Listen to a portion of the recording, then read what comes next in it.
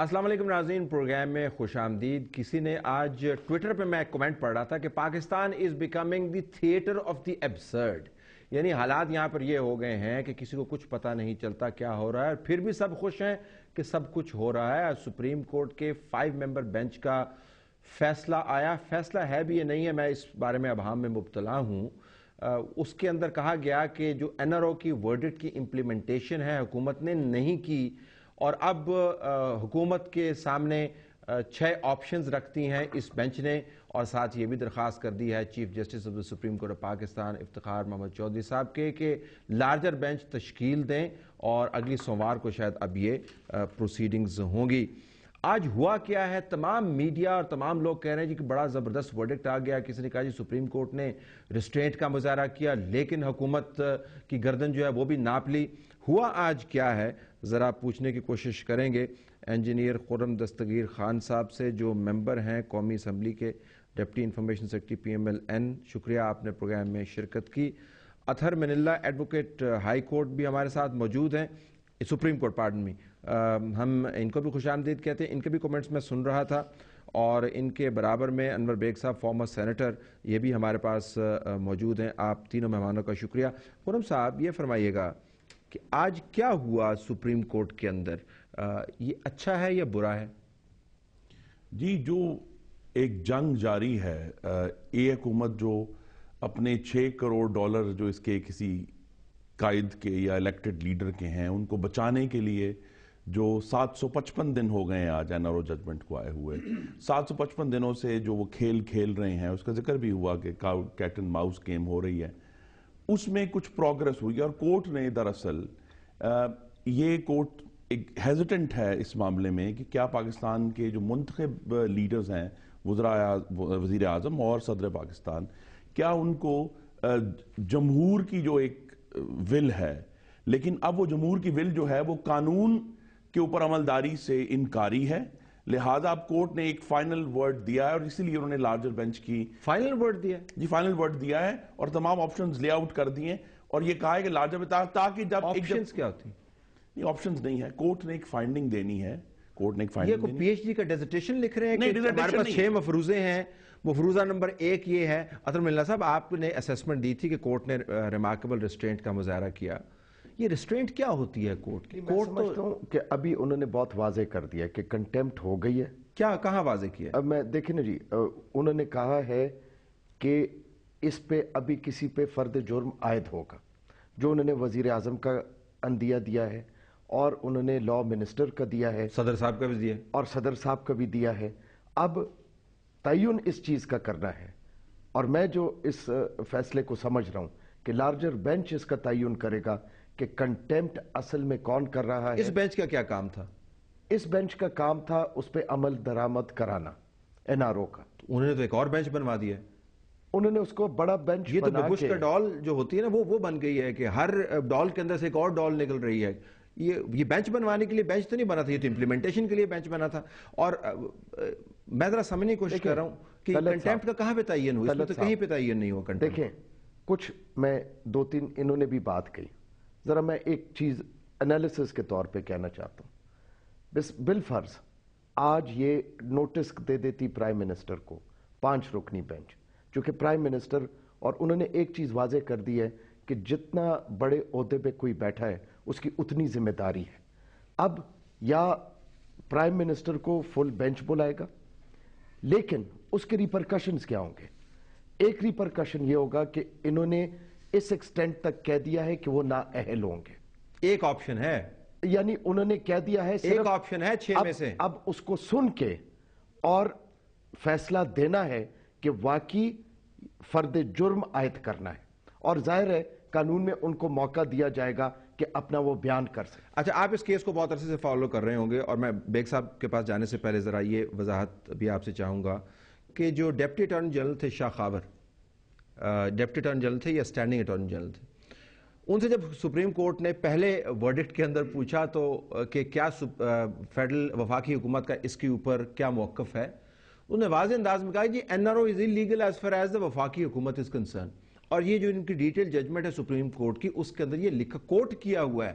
تو اب جب وفاقی حکومت کہہ چکی ہے، آن دا ریکارڈ کہہ چکی ہے کہ ہم جی این آر او کو اللیگل سمجھتے ہیں، تو اب پرائم منسٹر صاحب کو کیوں بلوا رہے ہیں؟ دیکھیں جی، میں بالکل ابھی صاف سی بات کرتا ہوں. صدر صاحب آلریڈی کہہ چکے ہیں کہ ہم نے اس پہ عمل نہیں کرنا. ٹھیک. عدلیہ جو ہے وہ اپنے فیصلوں کا عمل درآمد ایگزیکٹو ہی کے ذریعے کر سکتی ہے، اور پارلیمان بیچ میں خاموش کھڑی ہے.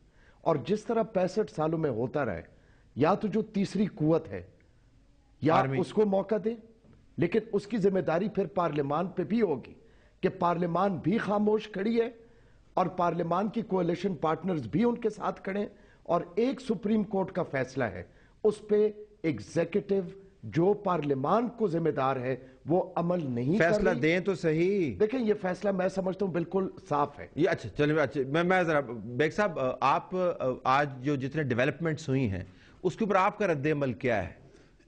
دیکھیں جی، میرے طلعت کافی دوست ہیں کراچی میں، انڈسٹریلسٹ اور بزنس کمیونٹی.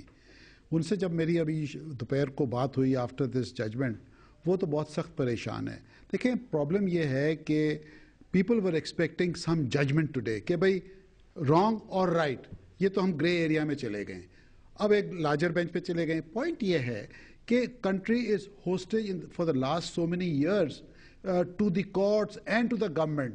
اکانومی بیٹھ گئی ہے، پاور ہے نہیں، گیس ہے نہیں، چوری ڈکیتیاں ہو رہی ہیں، مار دھاڑ ہو رہی ہے.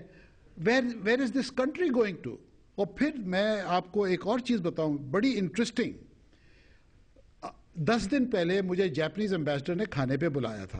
مجھے کہتا ہے mister Baig, we have got 6000 Japanese companies جو جاپان سے باہر کام کر رہی ہیں. انڈیا میں 1000 ہیں، بنگلہ دیش میں 450 ہیں، پاکستان میں 25 ہیں. اور کہتے ہیں وہ 25 کے ہیڈز میرے پاس آئے ایک ہفتہ پہلے، and they want to pack up from Pakistan because of inconsistent policies, because of corruption, and because we see that the judicial system ہمارے لیے کچھ نہیں کرے گا اگر کچھ خدا نہ خواستہ ہمارے ساتھ کوئی پرابلم ہو. یہ ایمبیگوٹی ہے. پوائنٹ یہ ہے کہ آپ کی نظر میں کوئی فاگ کلیئر نہیں ہوئی ہے. It's a very hazy picture. We can't leave in this haziness. جسے ریسٹرینٹ کہہ رہے ہیں عطر صاحب، وہ دراصل کورٹ کی ہیزیٹیشن ہے کہ کیا اس کی بنیاد پہ ہم ایک سٹنگ منتخب وزیر اعظم کو ڈسکوالیفائی، اور کورٹ نے پورا لے آؤٹ کر دیا ہے کہ 5 سال تک انہوں نے، آپ کو بتاؤں مبشر حسن کیس کا اس میں ریفرنس ایک آپشن ہے. ایک آپشن ہے. میرے خیال میں جو آج کا ہے کہ یہ ایک سگنل ہے پرائم منسٹر کو کہ یہ دس از ریئلی دا لاسٹ اسٹرا. اور لارجر بینچ اس لیے فارم کرنے کی درخواست کی ہے کہ اس کی لیجیٹیمیسی، اگر یہ بینچ آج فیصلہ کر دیتا تو شاید گورنمنٹ ریویو میں جاتی کہ لارجر بینچ میں ریویو کریں. لارجر بینچ اکٹھا ہو کے یک مشت پرائم منسٹر کو بلائے گا، ان سے ایک دفعہ بات سنے گا اور پھر معاملہ ختم. جو ڈیٹیل پہلا جو ورڈکٹ تھا جس کی امپلیمنٹیشن نہیں ہوئی، وہ کتنے ممبران پر مشتمل تھا؟ وہ تو کافی لارج بینچ نہیں، وہ تو پورے 17 ممبر. تو 17 ممبر بینچ کی اگر امپلیمنٹیشن نہیں ہوئی تو میں تو صرف یہی جاننا چاہوں گا کہ اس فیصلے کے اندر عطر ملنا صاحب، کیونکہ آپ کا ججز کے ساتھ انٹرفیس ہے، آپ کورٹ کے ماحول کو اور معاملات کو سمجھتے ہیں اور آپ سیاسی طور پر اس زاویے سے سمجھتے ہیں. میں تو یہ جاننا چاہوں گا کہ کیا عدلیہ کو، کیا ان کو سگنل دینا ہے یا ان کو ایک آلریڈی دیے ہوئے ورڈکٹ کو امپلیمنٹ کروانا ہے؟ دیکھیں جی، میں سمجھتا ہوں کہ جو آخر میں انہوں نے کہا ہے کہ یہ آخر آپشن یہ پھر عوام اس کو امپلیمنٹ کرے یا عوام پہ چھوڑ دیں. پھر عدلیہ یہی کر سکتی ہے کہ ان کا فیصلہ آلریڈی موجود ہے، نظر ثانی ڈسمس ہو چکی ہے، تو موب جسٹس اور جو نہیں، موب جسٹس نہیں، ان کا پھر یہی کام ہوگا کہ پھر وہ فیصلہ رہے ایگزیکٹو فیصلہ دے تو صحیح نا. فیصلہ نہیں دیا، فیصلہ نہیں دیا، این آر او کا آلریڈی دیا ہوا ہے. اب صرف سوال اس بینچ نے کیا کیا؟ کنٹیمپٹ میں ایک آدمی آئیڈینٹیفائی ہونا ہوتا ہے اور اس کو بائی نیم کنٹیمپٹ کا شو کاز نوٹس ایشو ہونا ہوتا ہے. اچھا، اس میں کورٹ نے کہہ دیا میں معذرت چاہتا ہوں، کورٹ نے یہ نہیں کہا. میں ذرا ناظرین آپ کو دکھانا چاہتا ہوں کورٹ نے کیا کہا. کورٹ نے 6 آپشنز دی ہیں، اس کا میں تمام تر ہم نے مغز ماری کر کے اس کا ایک ایسنس نکالا ہے. پہلی آپشن جو کورٹ نے دی ہے کہ جی حلف کی پاسداری نہ کرنے پر آرٹیکل 62 کے تحت صدر اور وزیر اعظم کے خلاف کارروائی ہو سکتی ہے، وزیر اعظم پہلے صدر بعد میں. دوسرا آپشن یہ دیا ہے کہ توہین عدالت کی کارروائی وزیر اعظم اور دوسروں پر ہو سکتی ہے، جس کے تحت آرٹیکل 63 کا اطلاق ہوگا، ڈسکوالیفائی ہو جائیں گے۔ تیسرا آپشن انہوں نے کہا جی کہ ڈسکوالیفیکیشن کی بات نہیں، ایک کمیشن بنا دیتے ہیں، اور یہ بھی ایک آپشن ہے، اور فیصلوں پر عمل درآمد کرائیں۔ چوتھا آپشن یہ ہے جی کہ نہ کمیشن بناتے ہیں تو ممکنہ متاثرہ پارٹی کو سماعت کا موقع دے دیتے ہیں۔ پانچواں آپشن یہ ہے کہ ان چاروں کو چھوڑیں، صرف نیب چیئرمین کو لٹکا دیتے ہیں۔ اور چھٹا آپشن یہ کہ عدلیہ خاموش رہے اور فیصلہ عوام کر لیں۔ یہ تو مجھے لگتا ہے کہ یہ تو تحقیق اور ایک انٹلیکچوئل ایکسرسائز بن گئی ہے۔ Where is the implementation? کسی کو آئیڈینٹیفائی نہیں کیا، 6 آپشنز آئیڈینٹیفائی کیے۔ I leave this on the table, come back into this debate after this break ناظرین۔